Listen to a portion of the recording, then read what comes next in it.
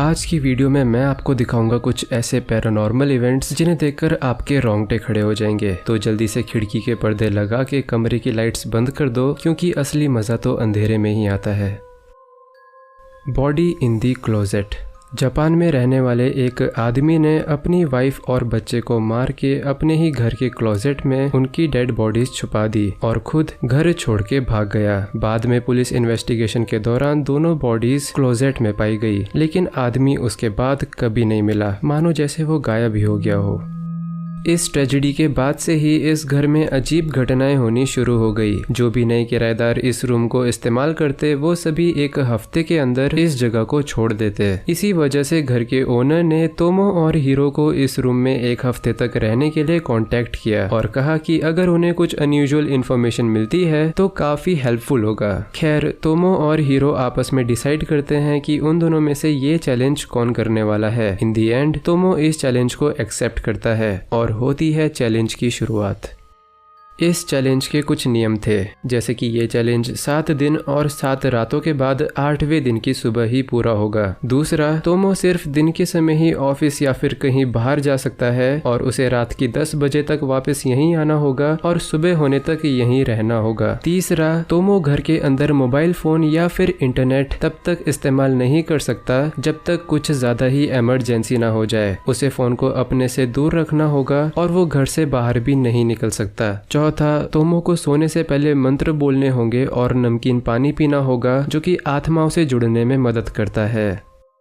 इसी के साथ चैलेंज शुरू होता है और तोमो को अभी से ही थोड़ा सा अनकंफर्टेबल लगना शुरू हो चुका है। खैर, पहली रात तोमो सो जाता है और कुछ भी अजीब नहीं होता। अगले दिन तोमो सुबह अपनी जॉब पर जाता है और रात होते ही वापस आ जाता है, जिसके बाद कुछ अजीब फेनोमेनन होने शुरू हो जाते हैं।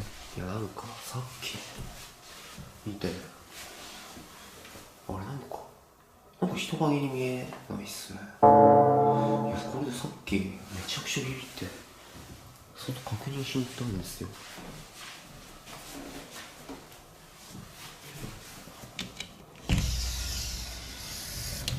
で、確認何にもないんですよね。なんかいるように見えないっす。तोमो को खिड़की पर किसी की परछाई नजर आती है, लेकिन जब वो बाहर जाके देखता है तो वहां कोई नहीं होता। लेकिन अंदर से अभी भी वो परछाई दिख रही थी। और उसी रात तोमो को एक डरावना सपना भी आता है, जिसमें वो एक औरत को देखता है। खैर, अगले दिन जॉब से आने के बाद रात होते ही तोमो नोटिस करता है कि पिछली रात जो परछाई खिड़की पर नजर आ रही थी अब वो जा चुकी है। और उसी रात तोमो को नींद नहीं आती। उसकी अगली रात और उसकी भी अगली रात तोमो के लिए अच्छी नहीं रहती। उसे किसी के चलने की और क्लोजेट में से किसी औरत की आवाजें सुनाई देती हैं, जिनकी वजह से तोमो सो नहीं पाता और चैलेंज को क्विट करना चाहता है। ये सारी रातें तोमो के लिए बहुत मुश्किल थी, लेकिन फिर भी तोमो आखिरी रात गुजारने की हिम्मत जुटा लेता है। आखिरी रात सरप्राइजिंगली तोमो सो जाता है और उसे अच्छी नींद भी आती है। अगली सुबह हम देखते हैं कि तोमो काफी खुश है कि चैलेंज पूरा हुआ और कुछ बुरा भी नहीं हुआ। लेकिन वीडियो रिकॉर्डिंग देखकर पता चलता है कि आखिरी रात के 2 बजे तोमो धीरे से उठता है और कैमरा लेकर क्लोजेट के सामने बैठ जाता है और बहुत ही क्रीपी वे में स्माइल भी करता है। वीडियो ग्लिच होने लगती है और एक मोमेंट में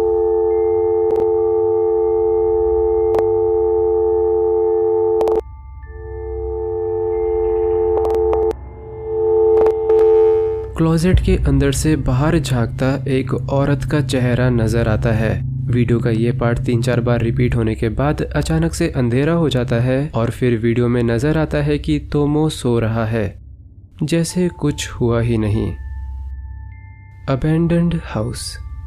मैक्सिको में मौजूद एक ऐसा घर जिसमें किसी ज़माने में बहुत बड़ा परिवार रहा करता था, लेकिन इस परिवार को कुछ ऐसा हुआ जिससे परिवार के सभी सदस्य, खासकर औरतें और बच्चे मारे गए, जिसके बाद से ये घर लोगों को इतना ज़्यादा डराने लगा कि आसपास रहने वाले यहाँ कैंडल्स जला के छोड़ देते हैं ताकि यहाँ रहने वाली आत्माएं शांत रहे।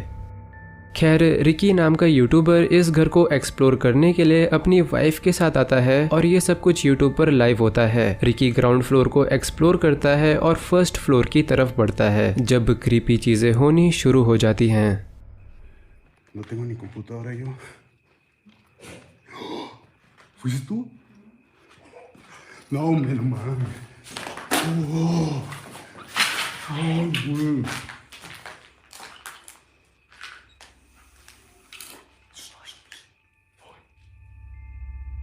रिकी को किसी की आवाज आती है जबकि पूरे घर में सिर्फ रिकी और उसकी वाइफ ही होती है। थोड़ी देर में ऐसी आवाज आती है मानो किसी ने पानी का नलका खोल के बंद कर दिया हो, लेकिन ये तो कुछ भी नहीं। असली डरावना सपना तो तब नजर आता है जब ये ओइजा बोर्ड का इस्तेमाल करते हैं। ¿Qué con nosotros? जैसे ही ये पूछती है कि क्या कोई यहाँ मौजूद है, वैसे ही रिकी के पीछे से आवाज आती है सी, जिसका मैक्सिकन भाषा में मतलब होता है यस।